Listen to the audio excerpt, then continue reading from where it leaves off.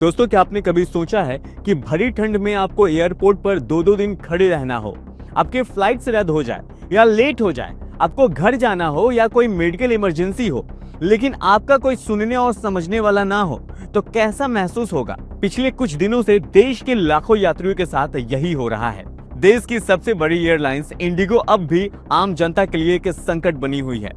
पिछले 5 दिनों से इंडिगो की लगभग 2000 से ज्यादा फ्लाइट्स रद्द हो चुकी है और जो चल रही है वे भी बहुत लेट है।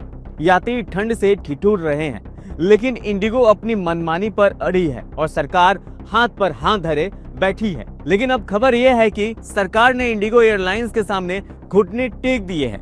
यह सब कुछ क्यों हुआ? इसके पीछे कहानी क्या है? यह हमारी उड़ान सुरक्षा के लिए कितना खतरनाक है? आइए समझते हैं इस रिपोर्ट में। नमस्कार, मेरा नाम है मनीष कुमार और आप देख रहे हैं नवाचार भारत। दोस्तों, इस पूरे संकट की शुरुआत होती है एक नियम से। 8 जनवरी 2024 को भारत सरकार ने नगर विमान मंत्रालय ने एक बड़ा कदम उठाया। डीजीसीए ने एफडीटीएल यानी कि फ्लाइट ड्यूटी टाइम लिमिटेशन नियमों में बड़े बदलाव किए।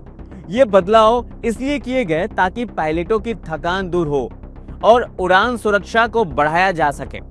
एयरलाइंस को इन नियमों का पालन करने के लिए 1 जून 2024 तक का समय दिया गया था। नवंबर 2025 में जब एफडीटीएल का दूसरा चरण फेज 2 लागू हुआ तो एयरलाइंस को सरकार के कुछ सख्त नियम मानने पड़े। दरअसल सरकार ने केबिन क्रू के साप्ताहिक आराम के समय सीमा को 36 घंटे से बढ़ाकर 48 घंटे का आदेश दिया। वहीं रात में उड़ान भरने के लिए उड़ान का अधिकतम समय 8 घंटे और 10 घंटे तक सीमित कर दी गई। रात को बढ़ते प्लेन हादसे को देखते हुए फ्लाइट्स की लैंडिंग संख्या को 6 से घटाकर केवल 2 पर सीमित कर दी गई।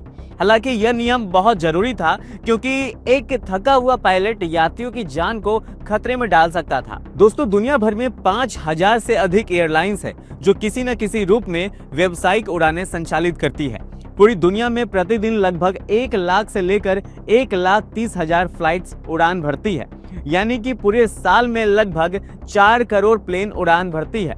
ऐसे में आप इन आंकड़ों से अंदाजा लगा सकते हैं कि कितने लाख लोग इन प्लेन्स पर आश्रित है। अगर बात भारत की जाए तो आपकी जानकारी के लिए बता दें, देश में लगभग 6000 से अधिक प्लेन उड़ते हैं और अंतर्राष्ट्रीय स्तर पर लगभग 1300 प्लेन आवाजाही करते हैं। भारतीय एयरलाइंस में कई कंपनियां हैं जिसमें अकेले 60% बाजार पर इंडिगो का कब्जा है। सस्ता और किफायती होने के कारण इंडिगो रोजाना 2300 से अधिक घरेलू और अंतर्राष्ट्रीय उड़ानें भरती है। हालांकि इंडिगो को सरकार का यह नया नियम बिल्कुल भी रास नहीं आया और उसने अपना असली रूप दिखाना शुरू कर दिया।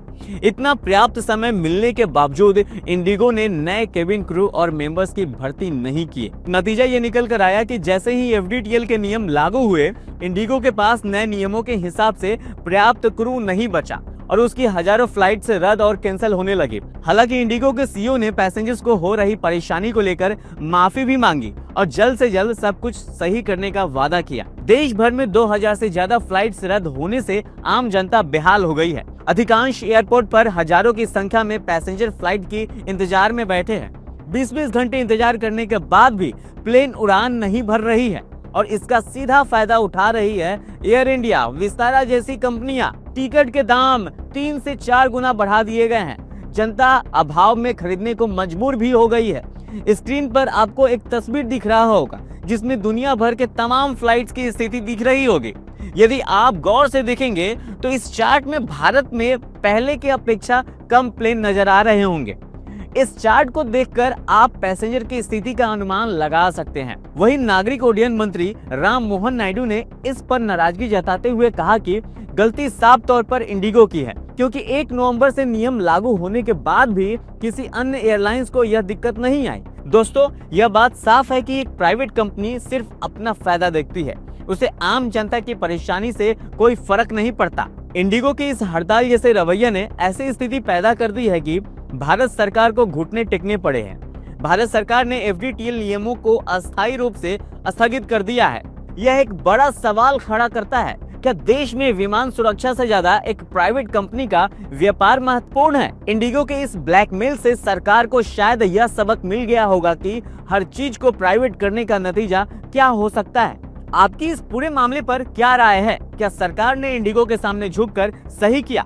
अपनी राय कमेंट बॉक्स में जरूर बताइएगा। अगर आपको हमारी यह वीडियो पसंद आया हो तो इसे लाइक करें और चैनल को सब्सक्राइब करना ना भूलिएगा। धन्यवाद। जय हिंद, जय भारत।